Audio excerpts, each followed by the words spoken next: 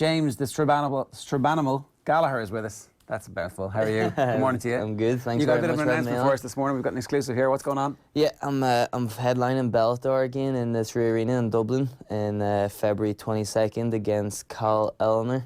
So it is an English lad who was supposed to headline against the last time, but he had to withdraw with medical problems. So this time I get to go back and give what I was going to give the last time. They call him Cal Pacino. That's a good name. He's in the Irishman, I think. Yeah, the English gangster he's calling himself. That's what he's going on about. But Is he any good? yeah, he's a very good fighter. So he is. I have a tough contest coming up against me, and I'm going to be ready for it. Do you know what I mean?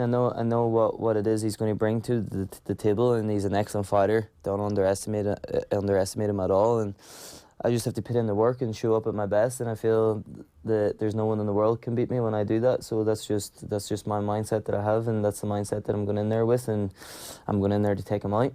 What exactly happened last time with him pulling out? Like, how late in the day was it again? It was about 7 days, I think, out. Maybe it's 10 to about 7 days. I'm not too sure. It was just before fight week anyway, before the final weight cut and stuff, and he pulled out because he said that the medics seen something on his brain scan.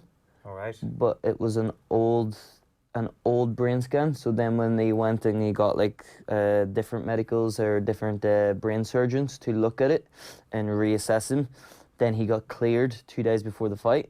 So there was actually nothing wrong. But he had lost 5 days training, or they already had a replacement? They already had their replacement. So it was just strange to me though that one doctor is telling you that you can't fight, you're never going to fight again, you're retired, because the safety of MMA is absolutely brilliant. So it is, they take no risks, there's nothing. So if they see anything at all, you're out. Do you know what I mean? They don't take that any kind of risk, because the safety requirements are heavy. So it is the medicals that we have to go through, or like brain scans, MRIs, eyes, everything is, there's nothing left unturned. Do you know what I mean? So it's good for a fighter like myself that I know every time I go in there, you know the risks involved, but you know you're in the safest environment possible. Do you know what I mean? If you're going to do anything, it's the safest environment. So it's good for the likes of myself to hear that the medics are pulling people on this, because if I was in that position, I would like to be pulled. Do you know what I mean? Because it's your life. Do you know what I'm saying?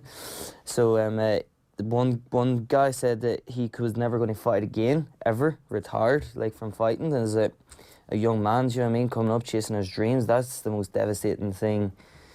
That's devastating, do you know what I mean? I wouldn't wish that, even though it was an opponent, I wouldn't wish that on anyone.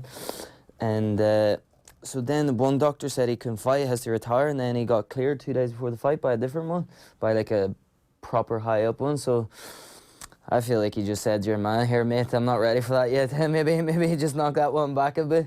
Do you know what I mean, or something? But anyway, I just hope he shows up in February 22nd, and we'll see what happens. Before that fight, we were supposed to have you two in studio together, and we were trying to get it organised, and we were told that we weren't allowed to have the two of you in the studio at the same time, because at that stage there was an animosity between you. Is that right? You kind of...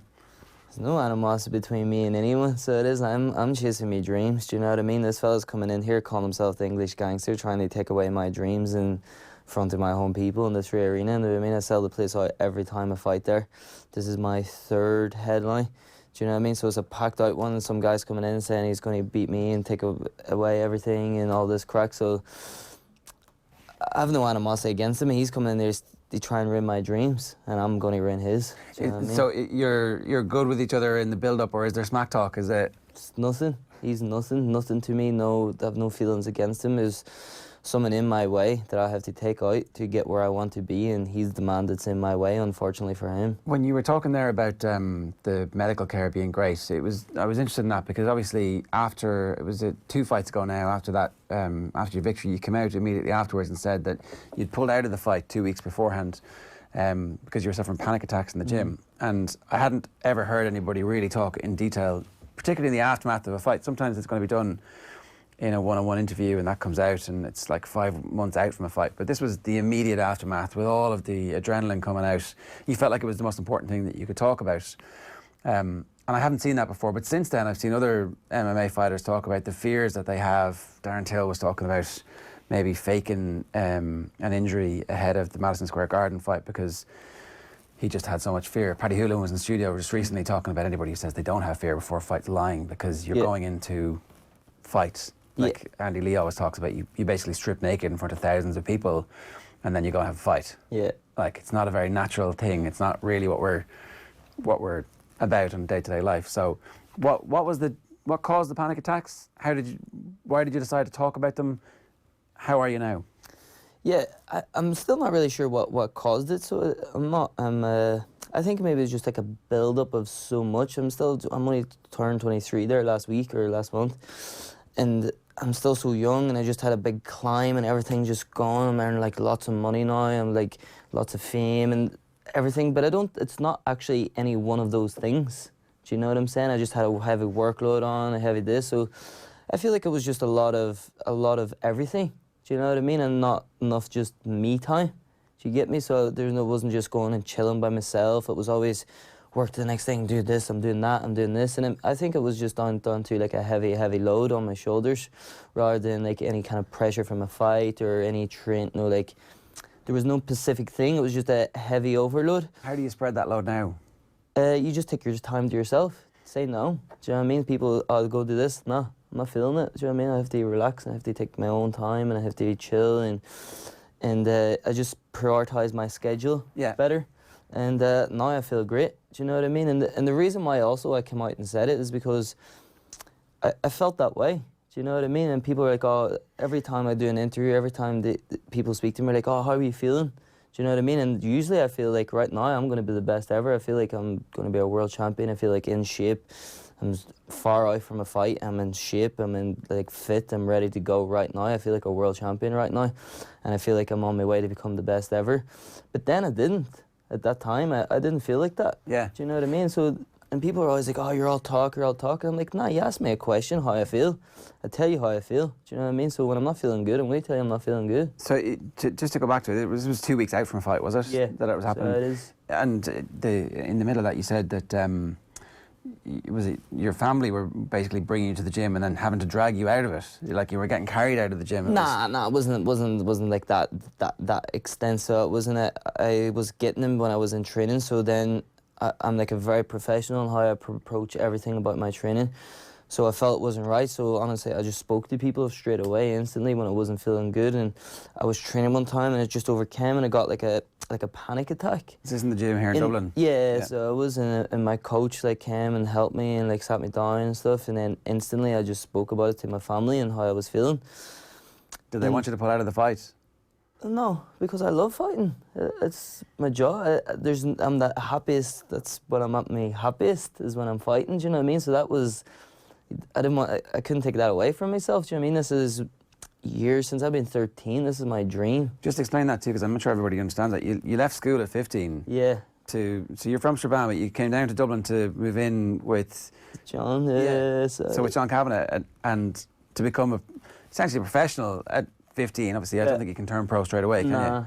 Yeah, well, what was happening I was at school and I wasn't doing good at school, and the teachers were like on me back a little bit, and it was I hated it, so I didn't. My grades weren't good and stuff like this, but I was very dedicated to training. So I was up before school, training after school, training at night. Training MMA? Yeah, and jiu-jitsu and just everything, all martial arts. So it could have been karate, it could have been anything, or just going to the gym. And did you get into that like as a 6 or 7 year old? Was it that young? Yeah, I got into karate when I was 6 or 7, but I didn't start taking it serious until I was about 12 or 13.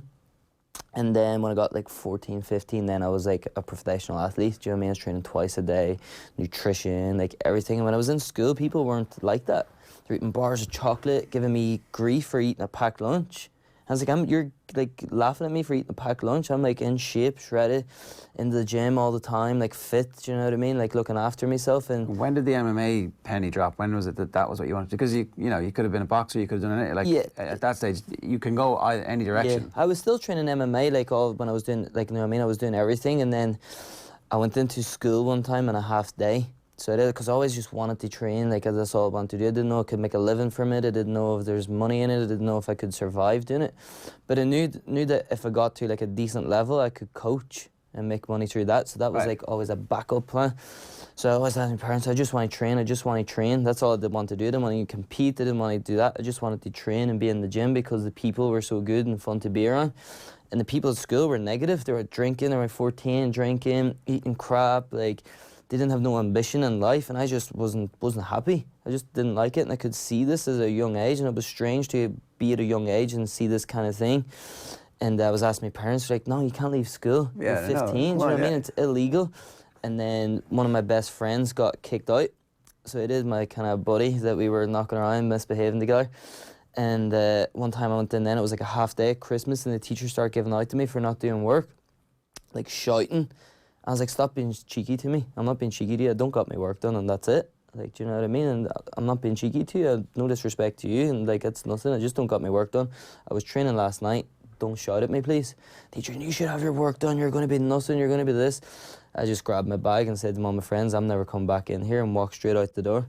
So I did, and they were like... That was the end of that? That was the end of that, and I went home to my parents. Like, and what did they say? Are they like, what are you doing? Get back in there! Yeah, so it was, and I was like, listen, this is what happened. I said, this teacher who's supposed to be teaching me how to conduct myself in life and how to teach me to be out here in the real world is shouting at me for not having a piece of paper when I was being nice to them.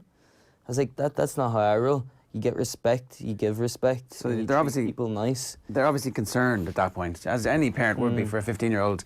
What is your future path? Because I mean, we all know the number of people who make it in professional sport is very limited, and those who actually can make a living out of it, and those who can make a living out of it enough to not have to work again, or at least catapult themselves into a coaching position, they must have been terrified. Yeah. So it is, but.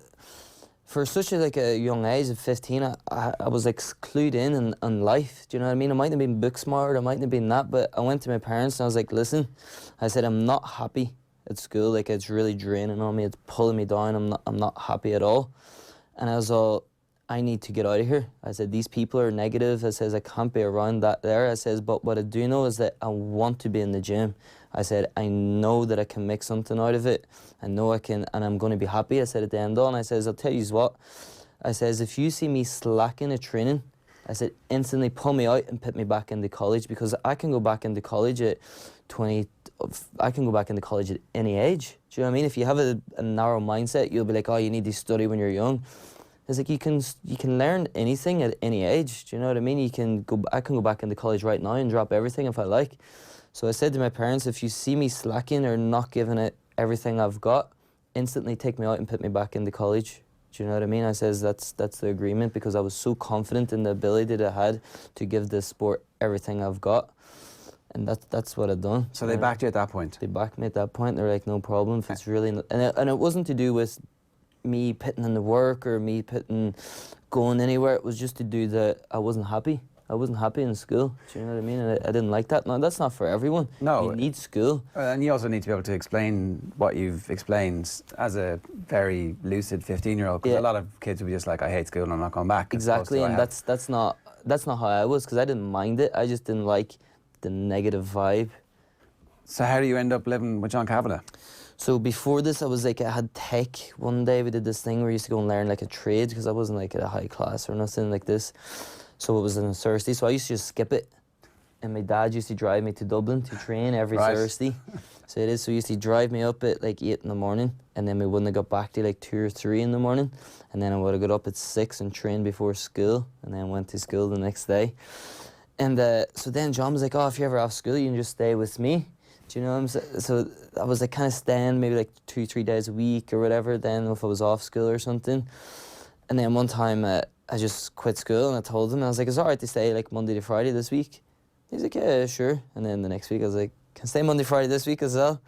And then before I landed, I just squatted into his gaff, and he didn't kick me out for a few years, and so I started earning a few quid myself and could get my own apartment and stuff. So he supported me right up until I was like 17, 18. So I did. And are you the only person living in there? His only fighter living there? No, there was a couple. I was the only one there like all the time, so I was. But there was a couple of people that would have came and stayed for like a fight camp and stuff. They had like me and Brian Murr. He would have stayed there, and he's also a high-level Bellator fighter. And then there was like other fighters that would have travelled and stuff. So. And did you learn new things about John Kavanagh from living with him, as opposed to the person you see in the gym? No, John's what you see is what you get. That's John. He's not. You don't. There's one John Kavanagh. Do you know what I mean? And that's John straight through. He's a straight man, and I learned a lot from John and how that is, because I remember the first time I get him, I was like a bit standoffish or something like this. But then when I been around him, then a while when I was like coming, he doesn't waste energy. Do you know what I mean? Everything's right. The answer you get straight down the middle. There's no bullshit. That's the way it is. You see is what you get, and I really, really like that about someone. Do you know what I mean? It's just honest and straight, and there's nothing in the middle. Do you know what I mean? Is where you get people and they're a character, and there's this is where John is. What he says is what he means. Do you know what I mean? It's interesting because, like John mentioned me, Paddy Houlihan, and recently he was speaking about how John is just this unbelievable technical coach, one of the best he's ever worked with, possibly the best he's ever worked with, but perhaps not the most emotional character, not the person to have a DMC with. He, as you say, very straight. He knows the answer, and if you ask a yes or a no question, he'll give you a direct answer, which is interesting. You're 15-year-olds, and you're going through, obviously, a formative period in your life, and you're living with this guy where potentially you might need that sort of emotional conversation. You might need an answer where a grey area needs to be explored. Yeah. Did you ever encounter that at all? Did you ever need any help like that? Yeah. Still do. And the way that I am and the way, like, I feel how I live my life is that people want a pat in the back and like, go on, good on you. Do you know what I mean? Everyone wants that. That's not how you succeed in life. Do you know what I mean? How you succeed in life and when you're feeling down is that you need someone to tell you how it actually is, factually how it is. You don't need a pat in the back and get on with it. That's what you want a bit of. Do you know what I mean? That's what your girlfriend's for or something like that. You get me? Do you know what I mean? That's not what. When I've been down and I still have been when I was going through getting panic attacks in the gym, John Kavanagh was the main man who was there for me. Do you know what I mean? Him and my father was always there. They were the first people there, texting me every day. And they're the people that tell you, all right, you're not feeling, well, get up and go a walk in the morning. Do you know what I mean? Stop laying there feeling sorry for yourself. No one around here is going to feel sorry, or no one's going to, do you know what I mean? And it's just a straight answer. It tells you what you need. Do you know what I mean? And that's what I like about John, and that's how I am. Do you know what I mean? I like people just to tell me how it is straight up. Do you know what I mean? Even when you might like the answer, but you know it's going to be fact. Talking about people playing characters in the fight game, you know, your job is to win the fights, but also frequently to sell tickets. You know, that's like it's this weird scenario where you need to be somebody that people want to come and see fight, either win or lose. Yeah. So how do you avoid becoming the character, and how do you keep that character from taking over your life? Do you know what I mean? Because it's easily done. Me. So even like it's funny you were talking about people be scared to fight, and I fought Madison Square Garden. I fought in all when I was like 19, like or 20, I think it was. You know what I mean? It was a big show, 21,000 people and stuff. And I walked out on that ramp to fight my idol's brother, his big brother. My legs were shaking, so I was terrified, like but excited. Do you know what I'm saying? I wasn't like scared as I don't want to do this. I was excited, but it's a scary thing. You went into fight, but then I've headlined Dublin twice, and it's the only 2 times that I've out of my 11 professional fights that I've never been scared, ever. So it is, and it's just, I thrive under high-pressured situations and confrontation. It's just me. I think it might be just growing up back home and stuff, but if someone comes up into my face and is like, let's fight, I don't get like agitated or like caught up in it or nothing. I like it. It's fun to me. Do you know what I mean? I like that confrontation. All something's going to pop off here. Do you know what I mean? And I just feel comfortable in that kind of environment. So it is. So that's just how I am. Do you know what I mean? When everyone's like, "Oh, you're all talking," it's like, no, this guy is coming in to step in to take my dreams away from me. I'm going to fuck him up. Do you know what I mean? And well, let's talk about the coming back from setbacks then, because you did have a loss on your record, right? Yeah. What happened in that fight? And in retrospect, what did you learn from it? What happens? I got knocked clean out. So it is black and white. That's simple as. A better man on the night came in, caught me on my game, and put me away. And what would you do differently now if you were to go back and tap yourself on the shoulder and go, right, this is what's likely to happen if you don't do? What would you do? The same thing I've done in my last 3 fights, or last 4, I think it is. I'm on a 4-fight win streak, 3 or 4 fight win streak now. And I would do what I did there, how I carried myself, how I approached it. So you did learn, you changed things up? Changed everything. So I did. Before that fight, I was out for 15 months with a bad knee injury. I was supposed to headline in Dublin. My knee got ripped apart. I had to go through surgery. I was out for 15 months. I couldn't even change my own socks, so I couldn't, or wash myself. I had to get help, and as a young man, that's degrading. Do you know what I mean? Your mother coming in and helping you wash yourself and stuff like this, and that was for about a month before I was able to just do things around the gaff myself. And my approach then in training, it was very emotional from that. I was coming back from a knee injury. I have to prove something. I have to show something. I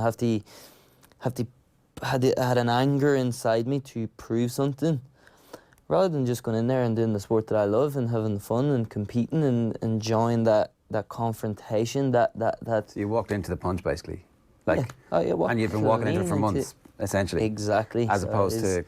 That's exactly what happened. I went in with an emotional thing, with an emotional mindset, and a very ignorant mindset. So I was in the fight, because if you look at the fight, I was beating the guy right up until he put me away. And I would have got my way and be like, I'm just going to do that again. So there's no craftiness, no a mindset to outcraft him. Do you know what I mean? It was just bully him, just walk through him. I can do this. I'm tough. I'm this, and then you're not. Do you know what I mean? Your people are not, humans are not tough.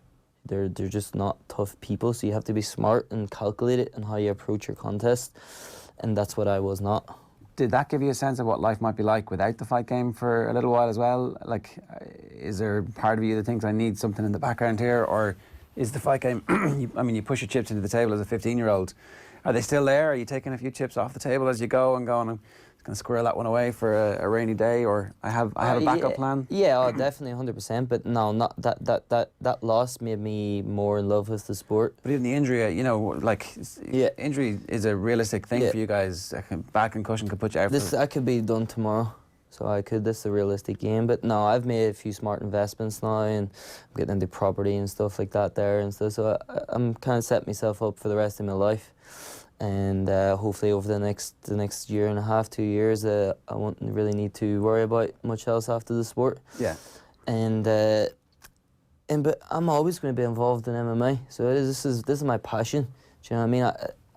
I don't fight. I earn nice money, and money does motivate me, and all these nice things. It does motivate me, but it doesn't get me up out of bed in the morning to go to the gym. So it really doesn't. It makes me at night time when I'm seeing my friends and I'm chilling out. That makes me let's go and buy this new car. Let's go and buy a new watch. Or it's just more for a casual thing on the side. But at the end of the day, if you don't really love it, you're not going to get up in the morning and go running. You're not going to go up and put in the work. You're not going to spar. You're not going to do this. And for me, I just love the game. So I wake up in the morning to improve my game from what I was learning yesterday in the gym. So Bellator obviously is February 22nd. What's the rest of 2020 looking like for you?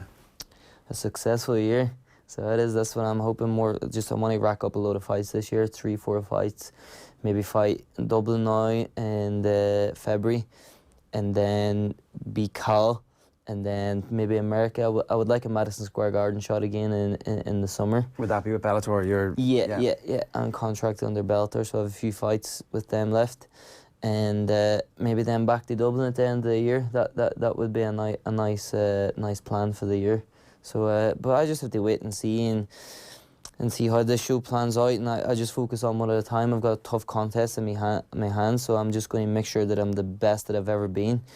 And I'll walk in there and blitz him if I put in the preparation, train right, have the right mindset, and approach it the way that I want to approach it. So obviously you've got a lot of supporters, and they come to see you fight. You also, I think, are probably one of those characters who divides people.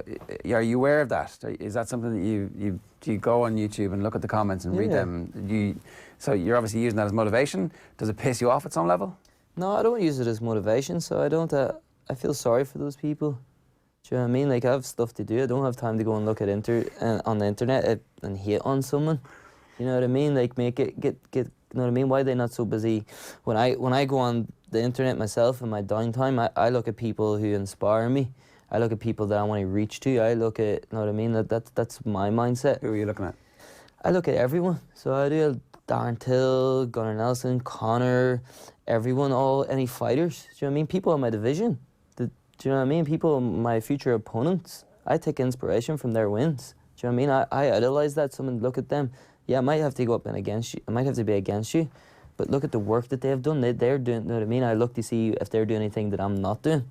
And then I try and catch up and I try and get it and try and keep ahead of everyone else. And why do you think people haven't got on board with you? Why do you think some people do hate you?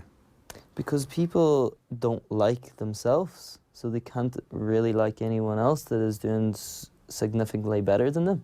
Do you know what I mean? They hate to see a 23-year-old run around and I've got money, I've got this, I've got everything that kind of anyone that really wants. Do you know what I mean? As such, but people like that don't really know that that's not about life. When you get these kind of things, you realize that just waking up every day and doing something you love is what you know. That's when you've made it. Do you know what I mean? It's not to do the fucking 80 grand car, this amount of watch, I've got that houses, I've got this. That's actually not that significant, you know. But that's not the sign that, oh, I've made it now, I've got this amount of money. For me, when I say I've made it, is when I know I wake up in the morning and go, I can't wait to go to the gym. Do you know what I mean? I don't need to go and do that. I'm going to do something I love every day, something I'm passionate about, and something that I'm going to give everything I've got to until I achieve my goals. Is it just YouTube comments and online comments that you get, like that you hear the very odd story of a sports person getting approached in the street and somebody saying it face to face? But I'd imagine the number that fighters get is probably zero. Once. Well, oh, really? It has happened. That's brave man or woman. Once. Yeah, it was just someone drunk. So it was. He actually tried to attack me. Oh, right. Yeah, he tried to attack me. So he didn't. And I had like a security guard there. Like, I didn't do nothing. Do you know what I mean? I just sit back and I was actually on crutches when I had hurt my knee. Right. And a guy came up to me and started giving me abuse to my face. And then one of the security guards, he came in and attacked me and pushed me while I was on crutches. And one of the security guards dealt with him and fired him out. So it is after I got a picture with his kid who just fought. So it is. So I was being nice to his kid, and like, best of luck in your future. And then his dad tried to fight with me. So it was fucking hilarious, you know what I mean? I'm just so used to like fighting and stuff. So I'm pretty aware of distance and stuff, and I made sure I wasn't in anywhere. And the security guard guided him out, so there was no trouble. But yeah, once, but I don't really care, do you know what I mean? I wake up every day doing something I love, do you know what I mean? And if you sat here now and go, you're this, you're that, and I'm like, yeah, that's cool, that's what you think, do you know what I mean? That's no odds to me. Yeah. What you think, what the perception that you've got of me in your own head, that's not my problem, do you know what I mean? If you think I'm this, then that's the perception that you have of me, then take that and do what you want with it, mate, do you know what I mean? That's no odds to me. I don't care, I know who I am. I'm a nice guy. Do you know what I mean? And I'm nice to my family, I'm nice to me, and nice to my friends. And outside of that, I don't care. So I don't care. I'm doing what I'm doing. And in the fight game, you kind of need to care a little bit at some level. But I mean, okay, so you've already sold out the 3 arenas, so maybe you don't need to care that much. But if you want to sell out bigger venues in the future, that whole image side of who you are and what you project is going to be something that you're going to trade off. Is that part of the business that you're engaged with at the minute? No, because I'm only out here to show the people that support me and prove them right. Do you know what I mean? I'm not here to prove no one wrong, no haters wrong, but the people that support me and come out and buy the tickets, who are standing in the stands with their flags up, they're calling me name out when I'm walking out, they're the people that stop me for a picture on the street. I'm out here fighting to prove everyone that has got my back right. Do you know what I mean? I'm not here to go and show that hater wrong. He doesn't deserve for me to waste my time to show him that he's wrong. So it doesn't. I don't engage with that kind of negativity. But what I want to do is, the little kid that I grew up lives around the corner from me. Do you know what I mean? I want to be able to be someone that they can go, look what he did. He went and put in that work and became something. Or the people that stop me for a picture and pay money to go and watch me fight. I want to give them a good night. I want to show them, look at James, he went and did that, do you know what I mean? He went and beat that guy, and that's what I'm about. I'm here to make people happy and proud. I'm not here to prove people wrong, do you know what I mean? Because that's negative. Yeah, no, I get that. It's just that, because the fight game has this whole trash talk to get attention, to seize the column inches, to make sure that the coverage goes up, because that means more money the next time, more bums on seats. That is people, but if I have a problem with someone, I'll say it, and if I don't, like, I won't. So no fake trash talk. Like my next opponent, he seems like a nice family guy. Do you know what I mean? I have nothing against him, but when he steps into that cage, I'm going to cave his head in. And that's the way it is, and he's going to try and do it to me, so I'm going to do it to him first. Do you know what I mean? I make no mistake about it. I'm not here to shake his hand and be pals. I've got friends, I don't need them. Doesn't mean he's not a nice guy. Do you know what I mean? So people are like that, but if I've got a problem with someone, if he disrespects me, I'll definitely let them know about it, and I'll definitely will say it. Do you know what I mean? So there's no need to sell it. People might tune in and watch me succeed, and my fans are going to come and no matter what and support me, and they're going to do this. Haters might tune in to the trash talk and go in and give you abuse about it. He's trying to be like this, he's trying to do that. But my supporters are going to come in there to see me compete and do well and have my back no matter what, and that's what I love about this game, and the supporters in it, and especially the supporters that I've got. They're loyal supporters, and they've got your back all the way through, and it's absolutely, it's overwhelming, and I'm even getting goosebumps like talking about it right now, and the love that I've got for the people that come and support me is next to none, and everyone that I see at the fights and all, I'm always out buzzing around, and I just love that energy from them people who want to see you do good, because you just feel so positive and you feel so good about yourself, and then I can also make them good by just stopping for 5 minutes and be like, oh, how's things, what's your name, do you know what I mean, and just nice, thanks for coming. It makes them feel on that level, but really they think that I'm being nice. If you become stratospherically famous, will you lose that though? No, why would you? I don't know, because it happens to loads of people. Yeah. You see the journey is like, everybody starts out, and the hard work to reach that point is evident, but when you get to that superstar level, you're like, oh, I don't need to do that anymore. Yeah, but that's just ignorant people.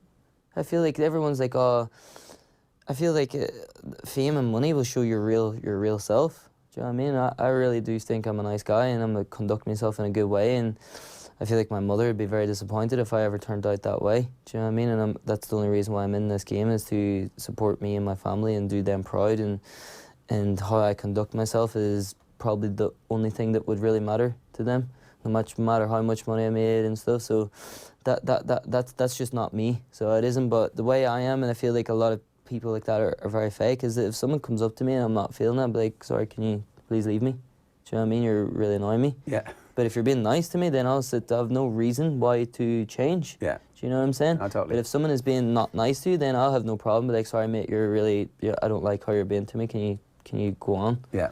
And that's fair, do you know what I mean? I'm just straight to the point. I do it all the time, and I'm out.